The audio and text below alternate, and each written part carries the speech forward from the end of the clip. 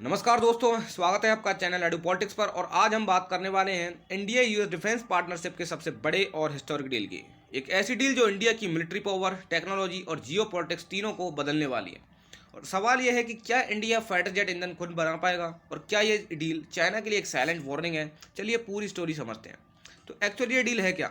तो last month नवंबर 2025 में India और अमेरिका के बीच एक मेजर डिफेंस एग्रीमेंट साइन हुआ। इसमें इंडियन गवर्नमेंट ने $1 बिलियन की एक डील साइन की। और इस डील के under 113 advance fighter jet engine का कॉन्ट्रैक्ट है, जिनका प्रोडक्शन टाइमलाइन 2027 से 2032 तक का है। ये डील अमेरिकन कंपनी जीई यानी कि जनरल इलेक्ट्रिक के साथ हुई है। ये इंजन स्पेशली डिजाइन किए जा रहे हैं फॉर तेजस MK2 और फ्यूचर के लिए आर्म यानी कि इंडिया के 5th जनरेशन फाइटर जेट के लिए ये डिजाइन हो रहे हैं। और इम्पोर्टेंट बात यह है कि ये सिर्फ इंजन खरीदने की डील ही नहीं है, ये इंडिया में मैन्युफैक्चरिंग प्लस में टेक्नोलॉजी शेयरिंग वाली डील है। तो अब थोड़ा रियलिटी समझते हैं। जैसे कि इंडिया, आपको पता है कि एयरक्राफ्ट बना ही लेता है, मिसाइल्स बना लेता है, लेकिन जेट इंजन खुद नहीं बना पाता। उसे हर बार रशिया, फ्रांस और यूएस पर डिपेंड रहना पड़ता है। और वॉर के time spare parts, upgrades, permission, इन थोड़ी बहुत चीज़ों का रिस्क रहता है। इस जीई डील का मतलब है इंडिया पहली बार फाइटर जेट इंजन इकोसिस्टम में एंट्री कर रहा है, जो दुनिया में सिर्फ कुछ ही कंट्रीज के पास है।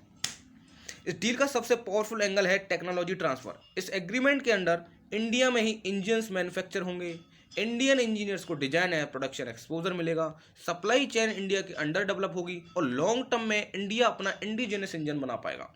सिंपल शब्दों में मैं बात करूं तो इंडिया अब स्क्रू ड्राइवर नेशन नहीं रहेगा।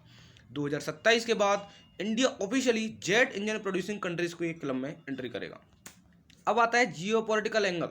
तो जैसा कि आपको पता है, चाइना रैपिडली मिलिट्री एक्सपेंशन कर ही रहा है। उसके पास 5th जनरेशन फाइटर जेट्स है और 6th जनरेशन फाइटर जेट पे भी वो काम कर रहा है।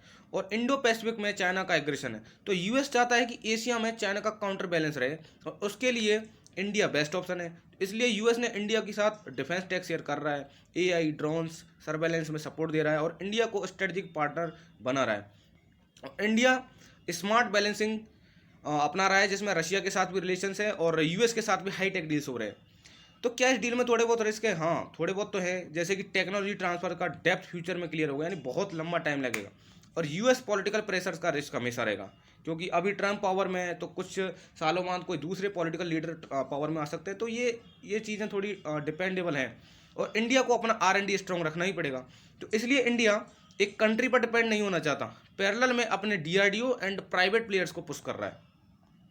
तो दोस्तों, नवंबर 2025 की ये $1 बिलियन जी जेट इंजन की डील है। ये सिर्फ डिफेंस एग्रीमेंट नहीं है, ये इंडिया के स्ट्रेटेजिक फ्यूचर का ब्लूप्रिंट है।